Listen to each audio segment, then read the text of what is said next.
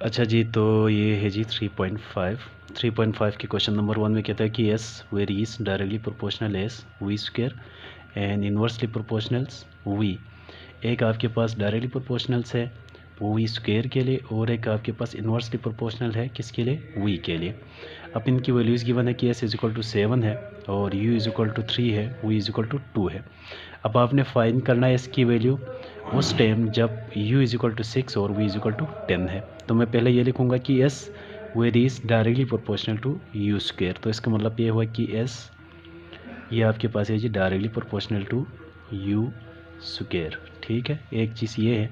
और दूसरे स्टेप में कहते हैं कि s varies inversely proportional to v। तो s आपके पास है जी इन्वर्सली प्रोपोर्शनल टू v है। तो मैं इन दोनों को अगर साथ लिख लूँ तो ये मेरे पास बन जाएगा जी जॉइंट फंक्शन बन जाएगा। तो जॉइंट फंक्शन में ये होता था कि ये दोनों सेम होना चाहिए। एस ये आपके पास प्रोपोर्शनलिटी है जी, यहाँ पे u square divided by v, ये आपके पास था जी फार्मूला। ठीक है, अब इस फार्मूले के अंदर जब आप प्रोपोर्शनलिटी को हटाओगे तो s is equal to k u square divided by v. अब इनकी वैल्यूज़ यहाँ पर पुट कर लेंगे तो एस आपके पास किसके इक्वल है, 7 के इक्वल है। एस के जगह पे 7 लिखेंगे, के इज इट इज़ लिखेंगे। अच्छा जी, यू आपके पास किसके इक्वल है, यू आपके पास इसके इक्वल है जो 3 है, तो 3 का स्क्वायर डिवाइडेड बाई वी किसके इक्वल है, वी आपके पास 2 के इक्वल है। अच्छा जी, इसकी वैल्यूज़ लिखने के बाद ये आपके पास 7 इज इक्वल टू के 3 3 ज़ा 9 डिवाइड बाई 2, ये 2 इधर आके मल्टीप्लाई हो जाएगा तो ये आपके पास 14 is equal to k of 9, ये 9 इधर आके डिवाइड हो जाएगा 14 divide by 9 which is equal to k. तो के की वैल्यू आपने यहाँ से फाइंड कर लिया। ठीक है, अच्छा तो गिवन इक्वेशन से आपके पास s is equal to k u square divide by v है। अब इसमें से एस की वैल्यू अगर आप क्वेश्चंस देख ले तो ऐसा आपने फाइंड करना है, u है जी 6 और v 10 है, तो ऐसा आप फाइंड कर लेंगे। k की वैल्यू, k की जगह पे आप 14 डिवाइड बाई 9 लिखेंगे और u स्क्वायर है, u आपके पास किसके इक्वल है, 6 के इक्वल है। 6 स्क्वायर डिवाइड बाई v किसके इक्वल है, 10 के इक्वल है।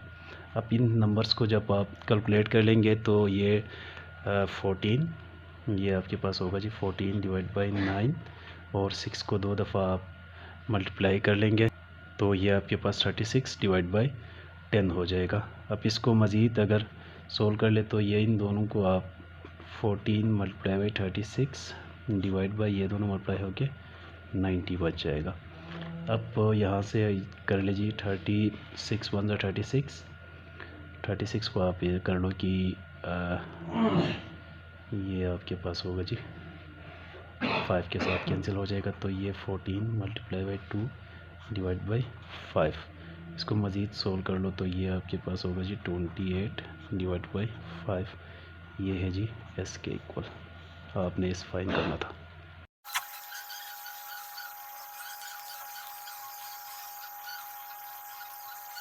अच्छा जी, ये क्वेश्चन नंबर 2 है। क्वेश्चन नंबर 2 में वाई वेरीज कर रहा है jointly x y square and z के लिए। ठीक है, तो w आपके पास 5 है, x आपके पास 2 है, y 3 है और z 10 है।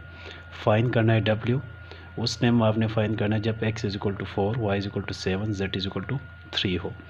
तो इसका सॉल्यूशन लिखेंगे। सबसे पहले यहाँ पर गिवन था कि w वेरीज कर रहा है और ये क्या है, जॉइंटली है, तो यहाँ पर मैंने डायरेक्टली प्रोपोर्शनल्स का साइन लिख लिया है। अब एक्स वाई स्क्वायर जेड के लिए ये है जी जॉइंटली। अब यहाँ पे वैल्यूज़ गिवन है w is equal to 5, x is equal to 2 और y is equal to 3, z is equal to 10 है। तो मैं इस वैल्यूज़ को यहाँ पर पुट कर लूँगा और मैं फाइन कर लूँगा। यहाँ पे देखो मैं फाइन कर लूँगा w। जब मैं w फाइन करूँगा तो मेरे पास वैल्यूज़ है जी x is equal to 4, y is equal to 7 और z इज इक्वल टू 3, ये वैल्यूज़ है। अब ये क्वेश्चन नंबर 1 है, इसे इक्वेशंस के अंदर पुट कर लेंगे तो सबसे पहले w आपके पास क्या है जी 5 है, w की जगह पे मैं लिखूँगा जी 5 और ये डायरेक्ट प्रोपोर्शनली को मैं हटा के यहाँ पर इक्वल लिखूँगा k और x आपके पास क्या है 2, x 2, y आपके पास है जी 3 का स्क्वायर और z क्या है 10 है, 10 कर लेंगे। ठीक है, अब इन्हीं नंबर्स को जब सोल्व कर लेंगे तो 5k, ये आपके पास 2, ये 3 को 2 दफ़ा कर लेंगे तो ये कितने बनेंगे जी 9, और ये आपके पास 10।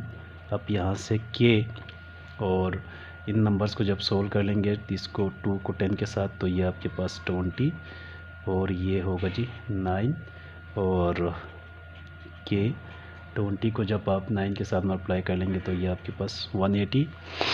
अब यहाँ से ये तो 5 है और ये है जी k इंटू 180। अब ये 5 यहाँ पर है और 180 यहाँ पे आके डिवाइड हो जाएगा k, तो k की वैल्यू आपके पास आ गया जी 5 डिवाइडेड बाय 180। अच्छा जी, आप w फाइन कर लेंगे, तो w आप फाइन कर लेंगे, इससे क्वेश्चंस के अंदर वैल्यू पुट कर लेंगे तो w को एज इट इज़ लिखेंगे। k की वैल्यू आपके पास 5 डिवाइडेड बाय 180, और यहाँ से x की वैल्यू क्या है 4 है, x के पे 4, y स्क्वायर किसके इक्वल है, y आपके पास 7 के इक्वल है तो 7 के स्क्वायर, और z 3 के इक्वल है। अब इन तमाम नंबर्स को जब कैलकुलेट कर, अच्छा जी, आप कैलकुलेटर से ना 7 का स्क्वायर लेंगे और ये 49 को मल्टीप्लाई कर लेंगे 3 के साथ, उसको मल्टीप्लाई कर लेंगे 4 के साथ, उसके वैल्यू मल्टीप्लाई कर लेंगे 5 के साथ, और डिवाइड कर लेंगे 180 के साथ, तो आंसर बचेंगे 49 डिवाइड बाय 3।